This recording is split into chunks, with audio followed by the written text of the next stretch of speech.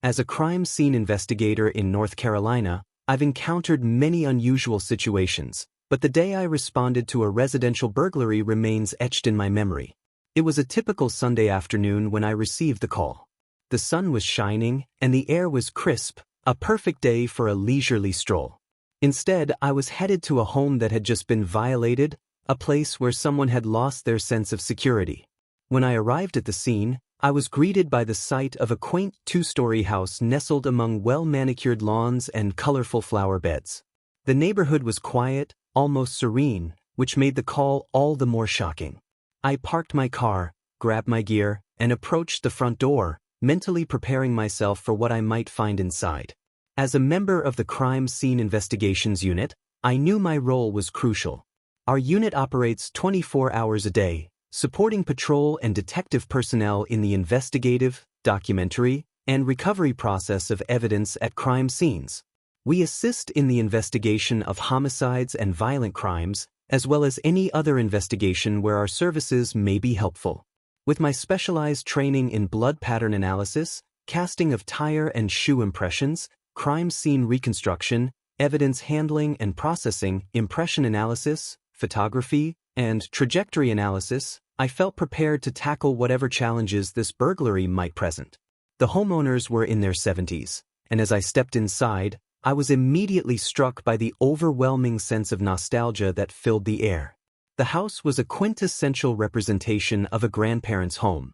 Lace doilies adorned every surface, and the walls were covered in family photos that told a story of love and history. There were floral-patterned curtains framing the windows, and the scent of something sweet wafted through the air, likely from a pie cooling in the kitchen.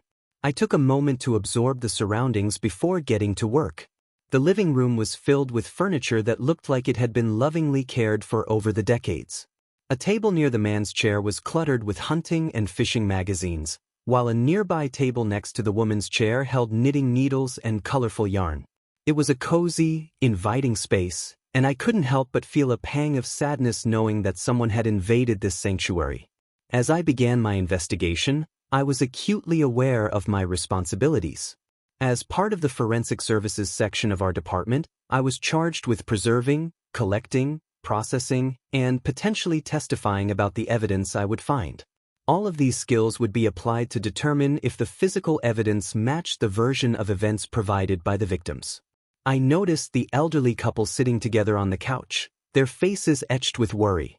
They were clearly shaken, and it was evident that the break-in had rattled their sense of safety. I introduced myself and explained that I was there to gather information about the incident. The woman, whose name I later learned was Martha, led me through the house, showing me the areas that had been disturbed. She spoke softly, her voice trembling slightly as she recounted the events of the day. They had just returned from church when they discovered the back door had been forced open. I listened attentively, taking notes and mentally cataloging the details. As we moved through the house, I couldn't help but feel a sense of unease. The living room, with its warm atmosphere, felt like a stark contrast to the violation that had occurred. I could see the muddy footprints on the hardwood floor, remnants of the intruder's presence. It was a reminder that danger could lurk even in the most familiar and comforting places. I began the meticulous process of documenting the scene. Using my camera, I took detailed photographs of every room, paying special attention to areas where the intruder had left traces. I carefully collected fingerprints from surfaces the burglar might have touched, using the latest techniques I had learned in my training. As I worked, I couldn't help but reflect on the importance of my role. The North Carolina State Bureau of Investigation, established in 1937, conducts criminal investigations across the state, and local agencies often call upon us to assist when needed. Our work in crime scene investigation is crucial in solving cases and bringing justice to victims. After assessing the main areas of the house, we approached a slightly ajar door next to the master bedroom suite. My curiosity piqued, and I wondered what lay behind it. I asked Martha if anything had been moved in there, but she hesitated, unsure of what to say. She mentioned that they had called the police as soon as they realized their home had been broken into, so they hadn't had a chance to check that room. With a sense of determination, I decided to investigate further. I pushed the door open, and what I found inside was nothing short of shocking. The room was a full-on sex dungeon. It was a sight I had never expected to encounter in a house that appeared so innocent from the outside. There were sex swings hanging from reinforced hooks in the ceiling, restraints attached to boards nailed to the walls, cuffs, paddles, and various other implements scattered about. The walls were adorned with an array of items that left little to the imagination. A video camera was set up on a tripod, and there were shelves filled with an impressive collection of toys and accessories. I stood there, momentarily stunned. My mind raced as I tried to process the juxtaposition of this room against the warm, inviting atmosphere of the rest of the house. How could this be? How could such a seemingly sweet couple have such a hidden side to their lives? As I took in the details, I noticed Martha peering into the room behind me. She placed her hand on her chest, and with a sigh of relief, she exclaimed that it looked like nothing had been touched in there. I felt a mix of emotions wash over me: shock, disbelief, and a strange sense of understanding. In that moment, I realized that this couple, who appeared to be the epitome of innocence, had a side to their relationship that was vibrant and alive. They had found a way to keep the spark in their marriage, to explore their desires and maintain intimacy, even in their later years. It was a reminder that love and passion can take many forms, and that the exterior often hides a much more complex reality. As I documented the room, I couldn't help but reflect on my own preconceived notions about aging and relationships. Society often portrays older individuals as frail and devoid of desire, but this couple was living proof that intimacy doesn't fade with age. They had embraced their sexuality, creating a space where they could explore their fantasies and desires without judgment. After completing my documentation, I closed the door to the sex dungeon and returned to the living room. Martha and George were sitting together, their hands intertwined.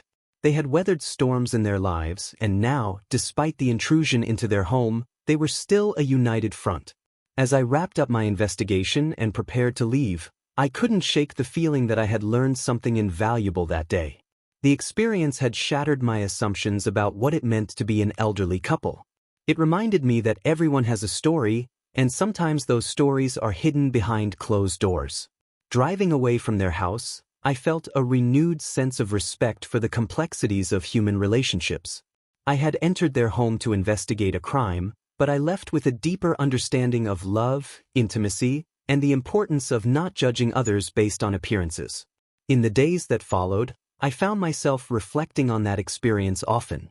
It made me more mindful of the stories we tell ourselves about others and the assumptions we make based on limited information. I realized that every person has layers, and it's essential to approach each individual with an open mind. As a CSI, I've seen the darker sides of humanity. I've encountered crime scenes that would make anyone's stomach turn, but this experience was different. It was a reminder that even in the most unexpected places, there can be beauty and love. I often think back to Martha and George, the couple who taught me that passion knows no age. They showed me that life is too short to conform to societal expectations and that love can thrive in the most unconventional ways. Their story inspired me to embrace my own relationships more fully, to seek out connections that celebrate intimacy and vulnerability. In the end, that burglary investigation became more than just a job for me. It was a transformative experience that reshaped my understanding of love, aging, and the power of human connection. I learned to appreciate the complexity of people's lives and to approach each case with empathy and curiosity. As I continue my work as a crime scene investigator in North Carolina, I carry this experience with me. It serves as a constant reminder of the importance of our work in the state crime laboratory and the impact we can have on people's lives. Whether we're analyzing evidence in drug chemistry, toxicology, firearms, or forensic biology, our goal is always to uncover the truth and serve justice. This experience has made me even more committed to my role and to the continuous improvement of my skills. I'm grateful for the extensive training provided by our department and the opportunities to specialize in various forensic disciplines. It's experiences like these that remind me why I chose this career path and why the work we do is so crucial. As I look to the future, I'm excited about the advancements in forensic science and the new techniques we're constantly learning. But more than that, I'm grateful for the human experiences that come with this job, the moments that challenge our perceptions and broaden our understanding of the world around us. To all aspiring crime scene investigators out there, I would say this: be prepared for the unexpected. Our job is not just about collecting evidence and solving crimes. It's about understanding human nature in all its complexity.